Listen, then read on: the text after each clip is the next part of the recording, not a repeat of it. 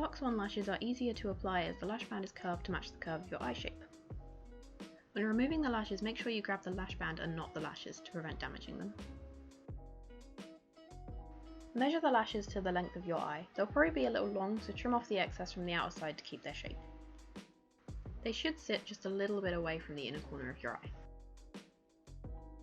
You can curl your natural lashes and apply mascara before applying the lashes, but don't apply mascara to the lashes afterwards to avoid damaging them. I personally like to add a little liner in the tight line to darken out the lash line, and you can also add a thin line of eyeliner just on top of your lash line to create a guideline and fill in any gaps before applying the lashes.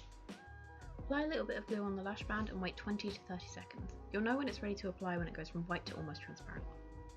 Stick them down as close as possible to your lash line, starting at the centre and adjusting the edges. You should have a little while to move it into place before it fully sets. If the corners are still not sticking, then you can use the glue applicator to apply a little bit where needed.